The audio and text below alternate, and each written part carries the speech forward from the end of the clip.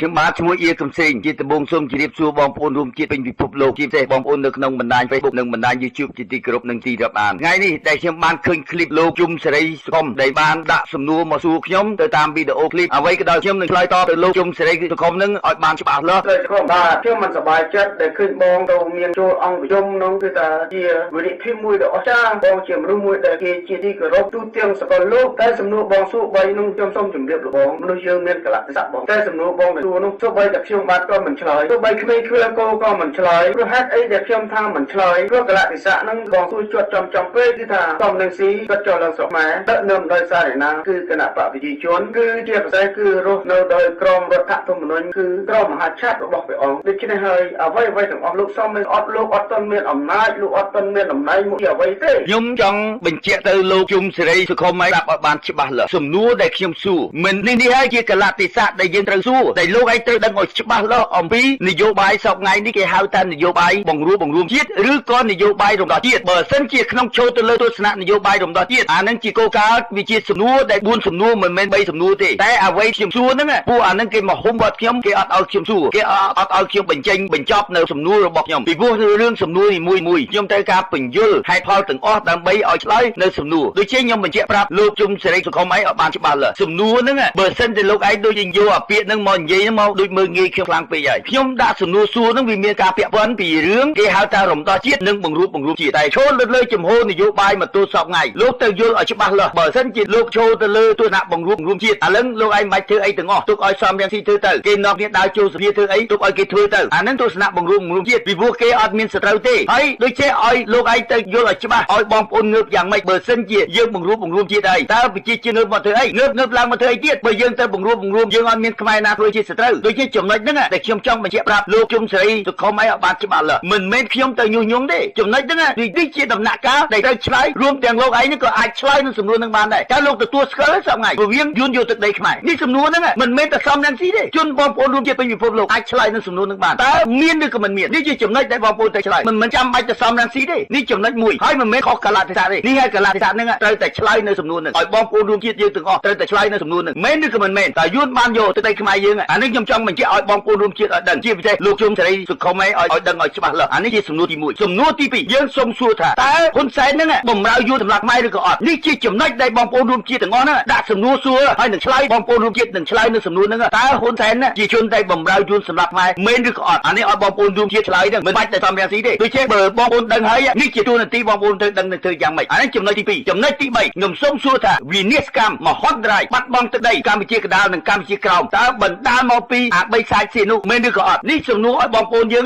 ឆែកមើលទៅយល់ឬមិនយល់អានេះទស្សនៈបងប្អូនត្រូវដឹងពីចំណុចហ្នឹងហើយអានេះសំណួរ3ហេតុអីបាទខ្ញុំបាទលោកជុំសេរីសុខុមលើកតែ3សំណួរខ្ញុំបាទសួរតែខ្ញុំសូមឲ្យដាក់4សំណួរតែសំណួរដែលខ្ញុំកំពុងតែនិយាយពួកនឹងមកហុំគាត់ខ្ញុំមិនឲ្យខ្ញុំឡើងមកនិយាយដូចជាខ្ញុំត្រូវតែទាញនៅអត្ថាធិប្បាយមួយបំណែកដើម្បីមុននឹងចាប់ដើមចូលទៅដល់សំណួរហើយដល់ពេលដែលខ្ញុំសួរសំរងស៊ីបែរមុខទៅនិយាយជាមួយលោកសង្ឃដូចជាចំណុចហ្នឹងនៅក្នុងលក្ខណៈហៅថាមនុស្សគេហៅថាឆ្លើយសង្គមមិនសមជាអ្នកដឹកនាំដូចជាចំណុចហ្នឹងមិនមែនរឿងខឹងឬមិនខឹងទេនេះជារឿងដែលហៅថាអ្នកដែលធ្វើនយោបាយត្រូវតែកត់នៅសំណួរគេហើយឆ្លើយនៅសំណួរគេបើថាឆ្លើយមិនកើតប្រាប់ថាឥឡូវនេះសំណួរហ្នឹងមានការប៉ះពាល់ធ្ងន់ធ្ងរណាខ្ញុំមិនអាចឆ្លើយបានទេគាត់ថាអ្នកឯងអាចនិយាយតែពាក្យមួយម៉ាត់ហ្នឹងតាហើយហេតុអីបានលោកជុំសេរីសុខុមមកប្រើពាក្យថាសូម្បីតកូនក្មេងគ្វាលគោក៏គេមិនឆ្លើយអាហ្នឹងគេហៅថាឆ្លើយពាក្យហៅថាឆ្លើយមិនឆ្លើយប្រាប់គេមកប៉ះពាល់អីអាហ្នឹងលោកឯងទៅអាចយកពាក្យហ្នឹងមកប្រើតែបែរជាលោកឯងមកដាក់សំណួរមកខ្ញុំហើយមកចោទប្រកាន់មកលើខ្ញុំទៀតមិនមែនហៅតែទស្សនៈហ្នឹងទេបើសិនជាលោកឯងជាមនុស្សដែលចេះសុជីវធម៌សមរម្យថ្វាយបង្គំអីទាំងអស់តែលោកឯងមកប្រើពាក្យថាសូម្បីតកូនក្មេងដែលគ្វាលគោមិនអាចឆ្លើយបានអានេះទស្សនៈដែលលោកឯងឲ្យតម្លៃខ្ញុំហើយមកប្រមាថមើលងាយខ្ញុំដូចជាសំណួរនេះគឺជាសំណួរជាតិមិនមែនសំណួរបុគ្គលខ្លួនខ្ញុំទេបែរជាលោកឯងត្រូវយល់ឲ្យច្បាស់ពីបញ្ហាដែលអ្វីដែលលោកឯងកំពុងតែនិយាយហ្នឹងដូចជាឲ្យលោកឯងថាបើសិនជាលោកឯងជាអតិថិជនរបស់ខ្ញុំជាអ្នកដែលគ្រប់គ្រងរាល់ឃ្លីបដែលខ្ញុំនិយាយខ្ញុំតែងតែបញ្យល់អស់ហេតុអស់អង្គហេតុនិងអង្គផលពី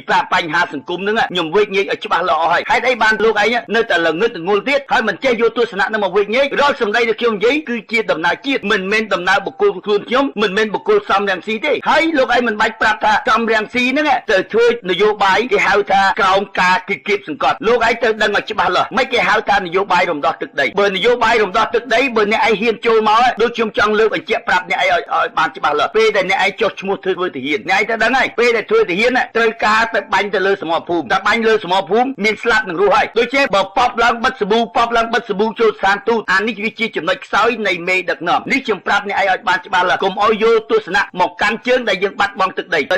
យសារទស្សនៈលើការកាន់ជើងហ្នឹងអ្វីដែលយើងខ្ញុំបានបញ្ជាក់ប្រាប់ហើយវិនិច្ឆ័យកម្មពី70មកដល់75ដោយសារទៅលើជំនឿទៅលើបុគ្គលហ្នឹងដែលយើងបាត់បង់ទឹកដីដោយសារជំនឿទៅលើអបិយសាយសៀនុចំណុចដែលពីឆ្នាំ1975មកទល់នឹង79ចលនាតស៊ូបានពាក់លីដោយសារជំនឿហ្នឹងដែលនាំប្រទេសជាតិឲ្យជួបនៅភាពមហន្តរាយដែលស្លាប់អស់ប្រមាណលានអ្នកស្លាប់អស់3-4លានអ្នកដោយសារឈោទៅលើជំនឿបុគ្គលហ្នឹងដែលយើងបាត់បង់ទឹកដីហើយបន្ទាប់មកយើងធ្វើចលនាតស៊ូពីឆ្នាំ1979មកទល់នឹងឆ្នាំ1993យើងពាក់លីជីវិតមនុស្សអស់30,000នាក់ដោយសារឈោទៅលើទស្សនៈជំនឿទៅលើបុគ្គលហ្នឹងដែលយើងយកអំណាចទាំងអស់ទៅបុគ្គលឲ្យអបិយសាយស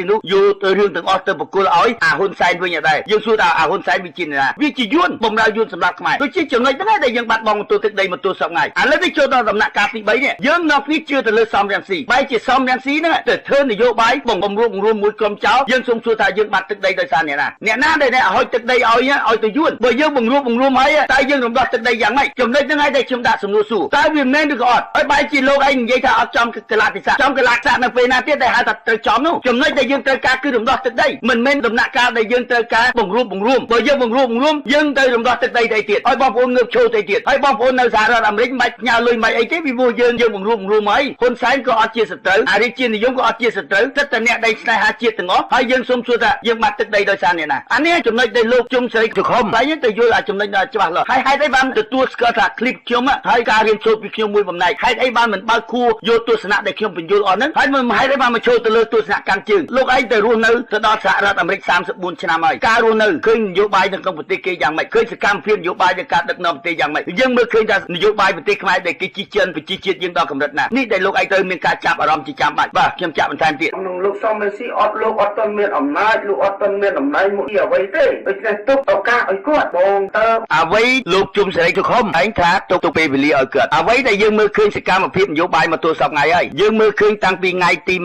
28កក្កដាយើងទុកពេលវេលាឲ្យគាត់ទាំងអស់ខ្ញុំបានវាយបង្រួញឲ្យសល់តែសង្គ្រោះជាតិតែមួយទេពីព្រោះខ្ញុំទុកអំណាចឲ្យគាត់ហ្នឹងដើម្បីងើបឡើងរំដោះជាតិជំរុញប្រជាជាតិឲ្យងើបឡើងធ្វើបាតកម្មតែលោកឯងទៅដឹងថាសំរងស៊ីអត់មានបំណងរំដោះជាតិទេសំរងស៊ីមានបំណងបង្រួមជាតិចំណុចហ្នឹងហើយបានអៀគឹមសេងចេញមុខមកវាយដោយសារអីដោយសារពីបញ្ហាមនុស្សនឹងបង្រួមជាតិបើបង្រួមជាតិដើរទៅតាមនយោបាយរបស់អបិយសាយសៀនុដូចជាអបិយសាយសៀនុហ្នឹងហើយវាឈរទៅលើទស្សនៈបង្រួមជាតិលោកឯងមើលឃើញពីឆ្នាំ1993យើងអស់ទឹកដីមកទល់សប្តាហ៍ថ្ងៃបណ្ដាលមកពីអីគឺបណ្ដាលមកពីប្រើពាក្យបង្រួមជាតិហើយចុះបើសិនជាលោកឯងនៅប្រើពាក្យបង្រួមជាតិលោកឯងឲ្យប្រជាជាតិងើបឡើងធ្វើអីបង្រួមជាតិរួចទៅហើយនោះដូចជាចំណុចកន្លែងហ្នឹងដែលលោកឯងត្រូវមានការចាប់អារម្មណ៍ជាចាំបាច់ហើយហេតុអីបានលោកឯងមិនយល់ពីលក្ខណៈអស់ហ្នឹងអ្វីហៅថាការបង្រួមជាតិដរាបណាតែជាតិយើងមានសេចក្តីសុខបានហៅថាបង្រួមជាតិហើយចុះឥឡូវហ្នឹងសត្រូវអ្នកមុខខ្មែរខួយួនបំរើយួនសម្រាប់ខ្មែរហើយយើងសូមសួរថាវាជាក្រុមយួនរាជានិយមបំរើយួនសម្រាប់ខ្មែរដែរហើយដល់លោកឯងទៅបង្រួមតែយើងទៅរំដោះទឹកដីយ៉ាងម៉េចព្រោះឥឡូវយើងអស់ទឹកដីអស់រយៈកាលប្រហែលឆ្នាំហើយ71ឆ្នាំដោយសារពាក្យបង្រួមឥឡូវលោកឯងចង់បង្រួមហើយលោកឯងទៅងើបឡើងតវ៉ាទៅអីលោកព្រោះឥឡូវជាតិខ្មែរអត់មានសត្រូវឯណាព្រោះលោកឯងប្រើពាក្យបង្រួមហើយបានន័យថាខ្មែរយើងអត់មានបាត់បង់ទឹកដីទេតែលោកឯងយកចំណុចអីទៅដើម្បីទៅរំដោះជាតិបានលោកឯងទៅយកអំណាចមកពីណាព្រោះអំណាចគេគៀបសង្កត់គេជិតជ្រីគ្រប់អំណាចនៅលើគេហើយបែរជាលោកឯងប្រើពាក្យបង្រួមហើយទៅចូលរួមមួយគេហើយគេឲ្យអំណាចលោកឯងវិញទេនេះជាចំណុចដែលលោកឯងត្រូវការបើខួរបន្តិចដើម្បីឲ្យមានការចាប់អារម្មណ៍បាទខ្ញុំចាក់បន្ថែមបងជាអ្នកណាអតិថិកររហូតសប្តាហ៍នេះខ្ញុំស្រឡាញ់បងគ្រប់បងតែខ្ញុំដែលបានអស្ចារ្យដែលបងប្រមាថខាតទៀនប្រពីអសរោះដើម្បីបំបាក់សង្គមជាតិនិងប្រទេសជាតិគណៈបកសង្គ្រោះជាតិដូចតែទន្ទឹមនេះខ្ញុំសូមគោរពថ្វាយបង្គំដល់ព្រះអង្គចាស់ព្រឹទ្ធាចារ្យបងប្អូនជនរួមជាតិក្មួយគឺថាគុំយកចិត្តទុកដាក់នឹងពាក្យសម្ដីលោកបងអេកំស្រីប្រហែលជាគាត់ខឹងជាមួយលោកសំរងស៊ីដែលគាត់តែងាកគាត់សួរសំណួរ3ទេតែស្រាប់តែលោកសំរងស៊ីងាកទៅលើព្រះអង្គណាដូច្នេះខ្ញុំជឿថាជារឿង personal មួយទេដែលតូចបំផុតដែលខ្ញុំតែងតែគោរពលោកបងជាមនុស្សមួយដែលឆ្លាតវោហាសំខាន់បំផុតចំណុចខ្សោយបងខ្ញុំមិនដឹងបងជានរណាបងគណៈបកប្រជាជនក៏បងមិនមែនគណៈបកសិទ្ធិមនុស្សក៏បងមិនគណៈបកសង្គ្រោះជាតិក៏បងមិនមែនថាបងមានមោទនភាពថាបងមកពីអេលៀនពីថាពីច័ន្ទក៏បងមិនមានក្នុងលោកដូចគ្មានទេដូច្នេះខ្ញុំមិនដឹងថាបងជានរណាដែលសម្រួលខ្ញុំណាខ្ញុំហ៊ានសួរបងចំក្នុងលោកនេះមិនមានហ៊ានណាសួរបងតែខ្ញុំបាក់ខ្ញុំសួរខ្ញុំជាមនុស្សម៉ែមួយរូបចំណុចទី1ខ្ញុំសូមអរគុណដែលអ្វីលោកជុំសេរីសុខុមបានទទួលស្គាល់ដែលហៅថាគ្រប់គ្រងខ្ញុំរយៈកាលកន្លងមកអានេះខ្ញុំសូមអរគុណតែទន្ទឹមមកពេលហ្នឹងលោកជុំសេរីសុខុមសួរខ្ញុំថាខ្ញុំជានរណាហេតុអ អីបានលោកឯងមកស្ដាប់ឃ្លីបខ្ញុំអស់រយៈកាលកន្លងមកទល់នឹងសពថ្ងៃតើគោលបំណងខ្ញុំនឹងធ្វើដើម្បីអ្នកណាហើយអ្វីដែលសម្ដីដល់សម្ដីដែលខ្ញុំនិយាយហ្នឹងតើខ្ញុំសួរថាចំណេញទៅលើអ្នកណាអាហ្នឹងឲ្យលោកជុំសេរីសុខុមតែធ្វើឲ្យបើកគួរបន្តិចហើយវិភាគត្រង់កន្លែងហ្នឹងតើលោកឯងយល់ទេតើអាសម្ដីដែលខ្ញុំនិយាយហ្នឹងតើចំណេញទៅលើជាតិឬក៏ចំណេញមកខ្លួនខ្ញុំបានបញ្ជាក់ប្រាប់ហើយបញ្ជាក់ប្រាប់ទៀតខ្ញុំជាមនុស្សធម្មតាទេមិនមែនខ្ញុំជាអេលៀនឬក៏ជាអតិថិមកពីខាងណាទេតែរាល់បញ្ហាវិបត្តិសង្គមខ្ញុំតែងតែមកបញ្ជាក់ពីបញ្ហាវិបត្តិសង្គមហ្នឹងបណ្ដាលមកពីអ្នកណាដែលយើងបាត់បង់ទឹកដីដូចជាមុននឹងយើងឈរទៅលើដំណោះស្រាយមុននឹងយើងត្រូវការរំដោះជាតិយើងត្រូវការឲ្យយល់ពីប្រទេសជាតិហ្នឹងប្រជាជាតិខ្លួនឯងយល់ថាអ្នកណាជាសត្រូវសិនមុននឹងយើងទៅរំដោះជាតិឲ្យដឹងថាអ្នកណាជាសត្រូវរបស់ជាតិយើងបានយើងអាចទៅរំដោះកើតបែរជាលោកឯងនិយាយចុះនិយាយឡើងលោកឯងដឹងតែហេតុអីបានខ្ញុំវាយកម្រិតដល់គំតិចដល់សំរងស៊ីចេញពីព្រោះសំរងស៊ីនេះគ្មានសមត្ថភាពនឹងសក្តានុពលពិតប្រាកដណាស់ដែលមនុស្សនឹងអាចទាមទារយកទឹកដីខ្មែរឲ្យមកវិញបានទេដោយឈរទៅលើអីដែលគេបញ្ជាក់បង្ហាញរួចទៅហើយគេដើរនៅក្នុងនយោបាយបង្វៀងនឹងអីមិនយកខ្មែរណាធ្វើជាសត្រូវចំណុចហ្នឹងហើយដែលខ្ញុំដើរពាក្យមួយគេហៅថានយោបាយត្រីកោណមិនគេហៅថានយោបាយត្រីកោណលោកឯងបើកគួរបន្តិចមើលយើងមើលតាយើងអញ្ចឹងមកខ្ញុំដាក់សំណួរសួរយើងទទួលស្គាល់ទេអាហ៊ុនសែនវាជាកម្ពុជាចោលក្បត់ជាតិបីសាច់បនកំពើអាហ្នឹងយើងទទួលស្គាល់ឬក៏អត់អានេះតែលោកឯងត្រូវទទួលស្គាល់ខ្លួនឯងមិនមិនឲ្យសំរងស៊ីឆ្លើយទេលោកជុំសេរីសុខុមឆ្លើយខ្លួនឯងទៅតើមែនឬក៏មិនមែនហើយចំណុចទី2យើងនិយាយនៅក្នុងរាជានិយមសប្តាហ៍ហ្នឹងតើបំរើយួនសំដើម្បីរក្សារាជបល្ល័ង្កមកគេឬក៏អត់អាហ្នឹងឲ្យលោកឯងឆ្លើយខ្លួនឯងទៅតើមែនឬមិនមែនអ្វីដែលបាត់បង់ទឹកដីមកទល់សប្តាហ៍ថ្ងៃតើបណ្ដាលមកពីអបិសាស៊ីនូឬក៏អត់នេះលោកជុំសេរីសុខុមឆ្លើយទៅឆ្លើយទៅខ្លួនឯងទៅហើយមិនបាច់ឲ្យលោកសំរងស៊ីឆ្លើយទេប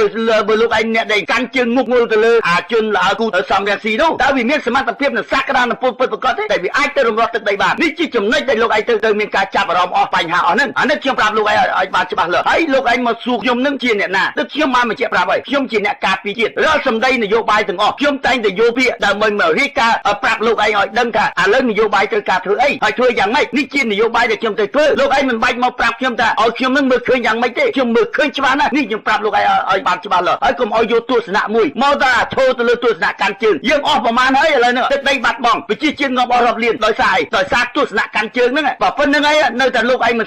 ស្កប់ស្កល់ទេយ៉ាងម៉េចទឹកដីបាត់បង់ប៉ុណ្្នឹងហើយលោកឯងនៅតែឈរទៅលើអាទស្សនៈងប់ងល់ទៅលើអាសំរងស៊ីតើវាមានសមត្ថភាពទេពីព្រោះនយោបាយវានេះគឺនយោបាយរបស់ហ៊ុនសែនដែលវាចុះទៅស្រុកខ្មែរដោយសារហ៊ុនវ៉ាណេតនាំវាចុះទៅរួចទៅហើយរៀបចំឲ្យសំរងស៊ីចូលទៅហ្នឹងគឺហ៊ុនវ៉ាណេតទី2វាទៅចរចាជាមួយនឹងអាហ៊ុនសែនតែនៅក្នុងសភារួចហើយវាឲ្យហ៊ុនសែននៅកាន់អំណាចដដែលវាទៅធ្វើការនៅក្នុងសភានឹងវាបានចរចាជាមួយហ៊ុនសែនហើយជាមួយនៅក្នុងសខេងគេបានប្រកាសពេញអាឡារឹកហើយនេះចំណុចទី3នេះដែលវាបានលុយជាង30,000ទៅទិញឡាននៅក្នុងគណៈបកហ្នឹងដឹងថាលុយហ្នឹងមកពីណាទេគឺជាលុយរបស់លីយ៉ុងផាត់ដែលគេហៅថាជាតកែក្រុមហ៊ុនស្ករនោះដូចជាដំណើររបស់ពួកហ្នឹងគេដើរនៅក្នុងនយោបាយត្រីកោណដូចទៅហើយបើលោកឯងមិនដឹងខ្យល់ទេណាកុំឲ្យនិយាយទៅពីវាឲ្យមកចោតប្រកាន់មកលើខ្ញុំបាទខ្ញុំចាក់បន្ថែមទៀតតែបងហ៊ានជើងចូលស្រុកខ្មែរទេបងមិនហ៊ានទេដូច្នេះខ្ញុំមិនហ៊ានប្រើពាក្យថាមនុស្សខ្លាំងណាស់លោកកែណាតែលោកក្រៅខ្សែវៀនតែបងអត់មានខ្សែវៀនតែបងនៅក្នុងខ្សែវៀនតែបងខុសកលៈស័កលោកបងមេត្តាទទួលការគោរពអំពីខ្ញុំគឺថាបងយល់នេះខ្ញុំប្រាប់លោកជុំសេរីសុខុមអីឲ្យបានច្បាស់លាស់អំពីរឿងខ្ញុំចូលស្រុកខ្មែរខ្ញុំអត់ចេះខ្លាចទេបានខ្ញុំបានបញ្ជាក់ប្រាប់ម្ដងហើយម្ដងទៀតជាអាឡារឹកហើយស្រុកខ្មែរគឺខ្ញុំនៅតែតែឥឡូវនេះខ្ញុំសូមសួរថាឲ្យខ្ញុំទៅស្រុកខ្មែរហើយទៅប្រកាសមានន័យអីសម្រាប់ប្រកាសទៅលើស្អីហើយខ្ញុំកាន់ទូនីតិស្អីដែលឲ្យខ្ញុំចុះទៅនោះលោកឯងមុននឹងការនិយាយស្ដីមុននឹងចង់ឲ្យដេញឲ្យខ្ញុំទៅស្រុកខ្មែរតើឲ្យទូនីតិខ្ញុំជាស្អីឥឡូវនេះបើខ្ញុំបើថាឥឡូវសំរងស៊ីចុះចេញអានឹងបានមកហៅថាខ្ញុំមានទូនីតិអីមួយទៅធ្វើការស្រុកខ្មែរអានឹងមកខ្ញុំចុះទៅខ្ញុំអត់ចេះខ្លាចទេបើហ៊ានតែខ្ញុំចេញមុខធ្វើហើយជីវិតខ្ញុំទុកឲ្យជាតិហើយអ្នកសម្រាប់ខ្ញុំក៏សម្រាប់ទៅបើតាំងខ្លួនជាអ្នកនយោបាយតែមិនមែនតាំងខ្លួនជាអ្នកល្អគូទេនេះខ្ញុំប្រាប់លោកឯងច្បាស់លាស់ពេលដែលលោកឯងនិយាយហ្នឹងលោកឯងក៏កំពុងតែប្រមាថមើលងាយសមត្ថភាពរបស់ខ្ញុំហើយខ្ញុំខ្លាចណាស់ទៅស្រុកខ្មែររឿងអីដែលខ្ញុំទៅខ្លាចនោះតែឥឡូវគឺសូមសួរឲ្យខ្ញុំទៅស្រុកខ្មែរទៅរឿងអីមានការអីពីព្រោះខ្ញុំអត់មានគណៈបកខ្ញុំអត់មានជាតំណែងស្អីហើយឲ្យខ្ញុំទៅស្រុកខ្មែរយ៉ាងម៉េចឲ្យដើរទៅជេរគេពេញខ្នល់អញ្ចឹងហើយលោកឯងនិយាយឈួតអញ្ចឹងមុននឹងលោកឯងនិយាយស្អីមួយអញឯងជាគ្រប់គ្រងដល់ខ្ញុំហើយអ្នកឯងល្ងឹតល្ងងអត់ដឹងថាអ្វីដែលខ្ញុំនិយាយផងបាទខ្ញុំចាំថែមទៀតគឺថាសំរងស៊ីលោកលៀកបងគ្រប់បែបយ៉ាងលោកមហាសិនសុកមហាសិនស្រួលលោកជាមហាសត្រីនៅក្នុងស្រុកខ្មែរលោកលៀកបងគ្រប់បែបយ៉ាងដីខ្មែរសប្ងាយណាស់លោកបងមិនមែនដីសំរងស៊ីអូសំរងស៊ីម៉ែសំរងស៊ីបកគលទេឬក៏មិនដីលោកជំទាវម៉ែជំទាវអូជំទាវទេឬក៏មិនមែនដីលោកខិនសកាម៉ែលោកខិនសកាផ្ទាល់ទេនេះជាសាតាធារណៈសូមលោកយល់ផងសូមលោកយល់ថាលោកធ្វើខុសកាត់តែអភ័យទោសគឺលោកឯងនិយាយនេះដូចអត់ដឹងក្បាលដឹងកទុយនិយាយហ្នឹងដល់និយាយចង់និយាយឡើងលោកឯងនិយាយហ្នឹងដូចតែលើសំរងស៊ីហ្នឹងខ្លាំងពេកសំរងស៊ីមហាសេដ្ឋីនៅស្រុកខ្មែរចំណុចអីគាត់ធ្វើស្អីជាមហាសេដ្ឋីហើយលុយបានមកពីណាហើយគាត់ធ្វើស្អីទីជាមហាសេដ្ឋីនេះសំរងស៊ីគាត់នៅជាអ្នកដែលបុគ្គលិកធ្វើការ ណានៅក្នុងជួរគណៈបកហ៊ុនស៊ិនប៉ិចដល់ក្រោយមកនេះជានយោបាយរបស់អា3ខ្សែស៊ីនោះបានជំរុញឲ្យអាសំរងស៊ីហ្នឹងទៅបង្កើតគណៈបកមួយទៀតដើម្បីឲ្យគណៈបកសំរងស៊ីហ្នឹងឲ្យត្រាក់នឹងគណៈបកហ៊ុនស៊ិនប៉ិចពីព្រោះគេមើលឃើញគណៈបកអារ៉ានរិទ្ធហ្នឹងថ្ងៃណាមួយនឹងបាត់បង់ហើយនេះជាគណៈបកសំរងស៊ីវាទៅបើកហ្នឹងគឺជាគណៈបករបស់ស្ដេចទេនេះខ្ញុំប្រាប់លោកជុំសេរីសុខុមឲ្យបានច្បាស់លាស់តែអានេះខ្ញុំមិនទាន់ប្រើពាក្យធ្ងន់ទេខ្ញុំប្រាប់តែថ្ងៃក្រោយបើលោកឯងនិយាយដល់ក្បាត់កន្ទុយទៀតជាគុំសេងវាយឲ្យខ្ញុំប្រាប់អត់រើមុខទេអ្វីក៏ដោយលោកឯងនិយាយមុននឹងការនិយាយស្ដីមុននឹងការកាន់ជើងទៅលើសំរងស៊ីលោកឯងត្រូវឲ្យយល់ពីសំរងស៊ីហ្នឹងជាអ្នកណាសិនហើយហេតុអីបានទៅលើកតម្កើងថាសំរងស៊ីជាមហាសេដ្ឋីនៅលើចំណុចស្អីអាហ្នឹងជាចំណុចខ្សោយរបស់លោកឯងតែងុកងល់អត់មានគិតទៅលើប្រទេសជាតិទេមកតាំងខ្លួនឯងហ្នឹងមកដាក់ទង់ជាតិនៅពីមុខទៅសំភះសំរងស៊ីលោកឯងស្រឡាញ់ជាតិទេឬក៏លោកឯងស្រឡាញ់បុគ្គលសំរងស៊ីហើយលើកតម្លៃសំរងស៊ីអស្ចារ្យណាស់ខ្ញុំសូមសួរថាតាំងពីឆ្នាំ95មកទល់នឹងឥឡូវខ្ញុំសួរថាសំរងស៊ីធ្វើអីបានខ្លះមានតែបំភ្លេចបំផ្លាញជាតិបង្កើតបាតកម្មឲ្យគេសម្លាប់មិនបានទៅទៀមទាទៅប្តឹងដកពាក្យបណ្ដឹងចេញចំណុចមួយដកបកគោព្រំដែនដល់គេដេញចាប់គេចាត់តាំងម្ចាស់ដីទៀតបែរជាខ្លួនគាត់រត់មកទល់វិញអត់មានដំណោះស្រាយឲ្យជាតិថែមទៀតហើយមកទល់សប្តាហ៍ហ្នឹងបាតកម្មប្រមាណដងដែលលោកឯងមើលឃើញហើយតើហើយបើមើលមិនឃើញបាតកម្មនៅស្អីគេដល់ពេលថាខ្លួនឯងមកសច្ចាប្រណធានថាខ្លួនឯងហ្នឹងបានមកលះបង់ជីវិតហើយនៅពេលបុព្វហេតុរំដោះជាតិដល់ពេលគេហុំព័ទ្ធប្រកាសទិន្នន័យបឋមបែរជាខ្លួនឯងថាឈ្នះហើយគេកំពុងស្ដាប់ដល់ចុងបញ្ចប់គេហុំព័ទ្ធបន្តិចដកកន្ទុយបិទសាប៊ូចូលស្ថានទូតនេះជានយោបាយរបស់សំរងស៊ីដើម្បីលើកតម្កើងហ៊ុនសែនបើលោកឯងមិនដឹងខ្យល់ទេណាសូមឲ្យតាមដានពិនិត្យម្ដងទៀតហើយបន្ទាប់មកជំរុញបងប្អូនឲ្យធ្វើបាតកម្មជាងរំបាតកម្មស្មឹងស្មាតហើយនឹងបាតកម្មអហិង្សាដល់តែពួកហ៊ុនសែនគាត់វាប្រាប់ទៅលើសំរងស៊ីថាលោកឯងឆាប់ឈប់ធ្វើបាតកម្មអានោះក៏ឈប់ធ្វើបាតកម្មវាបង្កឲ្យអាពួកនឹងមកកំទេចបាតកម្មបានដោយសារសំរងស៊ីដឹងជាមុនរួចទៅហើយនេះជាបើលោកឯងមិនដឹងខ្យល់ទេណាកុំឲ្យនិយាយទៅពីហើយចេះតែលើកតម្កើងបុគ្គលហើយចំណុចទីមួយទៀតខ្ញុំចង់និយាយប្រាប់លោកឯងច្បាស់លាស់ទៅក៏គោកាយកម្មការនីដល់គេបាញ់សម្លាប់ខ្ញុំសុំសួរថាសំរងស៊ីបានចេញមុខមកធ្វើអីខ្លះទេដំណើរមានតែបាតកម្មរំដោះជាតិដើម្បីជំរុញឲ្យគេចាប់បុគ្គលិកកម្មការនីតែខ្ញុំសួរថាសំរងស៊ីបានធ្វើទេនេះខ្ញុំបញ្ជាក់លោកឯងឲ្យបានច្បាស់លាស់បានចាក់បន្ថែមទៀតសូមបន្តងើបឡើងបង្ហាញឆន្ទៈនឹងការពិតឲ្យពិតប្រកបថាយើងជាខ្មែរក៏ដាស់តឿនឡើងក្រក់ឡើងរំលឹកកូនខ្មែរយើងខ្មែរស្រឡាញ់ខ្មែរមានតែគណៈបកសំរងស៊ីគណៈបកសង្គ្រោះជាតិទេដែលអាចជួយផ្លាស់ប្ដូរគណៈបកប្រជាជនឲ្យចេញបដូរគណៈបកសង្គ្រោះជាតិមិនយកខ្មែរជាសត្រូវគឺទុកខ្មែរជាមិត្តទុកអ្វីទាំងអស់គ្រាន់តែចង់ផ្លាស់ប្ដូរ5ឆ្នាំម្ដងអញ្ចឹងហើយបានលោកឯងនិយាយអាបៀបឡប់អញ្ចឹងពេលលោកឯងឲ្យងើបឡើងលោកឯងងើបឡើងទៅទៀតបើខ្មែរអត់មានសត្រូវផងខ្មែររូបវាសួរងើបជាមួយអ្នកណាហើយទៅងើបទៅអីហើយទៅងើបទៅដើម្បីអីឥឡូវខ្ញុំសួរឲ្យលោកឯងបើសិនតែលោកឯងអត់យកខ្មែរណាធ្វើជាសត្រូវផងហើយខ្ញុំសួរថាឲ្យបងប្អូនងើបយ៉ាងម៉េចហើយងើបទៅធ្វើសត្រូវមួយអ្នកណាទៅរំដោះទឹកដីយ៉ាងម៉េចបើលោកឯងអត់មានសត្រូវផងហើយទឹកដីខ្មែរអត់បាត់បង់អីផងហើយលោកឯងទៅងើបយ៉ាងម៉េចហើយលោកឯងឲ្យយល់ថាអត់មានខ្មែរណាធ្វើជាត្រូវហើយបញ្ហាមួយទៀតលោកឯងទៅដឹងអាកម្រិតមួយឲ្យច្បាស់លាស់នេះជាបញ្ហាវិបត្តិប៉ះពាល់ដល់ជាតិធ្ងន់ណាពីព្រោះសំរងស៊ីហ្នឹងធ្វើឲ្យគណៈបកប្រជាជនគេអ្នកដែលមិនចូលចិត្តគណៈបកប្រជាជនបែរជាគេរត់ចូលមកគណៈបកសំរងស៊ីដល់គេរត់ចូលមកគណៈបកសំរងស៊ីទៅបង្រួបបង្រួមជាមួយចលនាត្រីកោណដូចជាគេមិនងាប់ហើយដូចជាក្នុងគណៈអ្នកដែលគ្រប់គ្រងគណៈបកប្រជាជនពីមុនឥឡូវគេរត់មកចូលគណៈបកសំរងស៊ីបែរជាសំរងស៊ីរត់ទៅចូលជាមួយគណៈបកប្រជាជនវិញដែរអាហ្នឹងមិនឲ្យគេចោលចាក់សាច់ស្វាឆ្អឹងទេអ្នកដែលវិនិយោគទុនមួយចំនួនតែគេអស់ទឹកចិត្តតែគេបាក់ជំនឿដោយសារស្អីទេដោយសារអាជនក្រូចដែលសំរងស៊ីហ្នឹងដែលវាមកគំតិចជាតិខ្លួនឯងគំតិចអ្នកស្នេហាជាតិនៅក្នុងគណៈបកប្រជាជនច្រើនណាគេនឹងគេបានរត់ចូលមកដល់ពេលចុងបញ្ចប់សំរងស៊ីហ្នឹងវាទៅលើកដំណើរទាំងអស់ទៅសហការជាមួយនឹងក្រុមទាំង3ហ្នឹងហើយចុះអ្នកដែលចោះចូលវាងាប់ហើយមិនងាប់ទេបើលោកឯងមិននឹកចោលទេកុំឲ្យទៅរបៀបទៅពីមកនិយាយទស្សនកម្មយើងនេះខ្ញុំបញ្ជាក់ប្រាប់លោកឯងបានបាស់លាស់មុននឹងការនិយាយស្ដីលោកឯងមកបង្រួមឲ្យបងប្អូនប្រជាជាតិងើបឡើងងើបយ៉ាងម៉េចងើបធ្វើអីវាឲ្យលោកឯងនៅឲ្យច្បាស់សួរថាងើបយ៉ាងម៉េចព្រោះលោកឯងទៅបង្រួមទៀតអស់ហើយអត់មានយកខ្មែរណាធ្វើជាសត្រូវផងហើយលោកឯងឲ្យប្រជាពលរដ្ឋទៅងើបយ៉ាងម៉េចនេះខ្ញុំបញ្ជាក់ប្រាប់ឲ្យច្បាស់លាស់បាទខ្ញុំចាក់បន្ថែមទៀតទន្ទឹមនឹងខ្ញុំបាទជុំសេរីសង្គមបើខ្ញុំមានការឆ្លងទៅលើរបងអៀរកំសែងជាទីគោរពរបស់ខ្ញុំទៅបងអបិតោ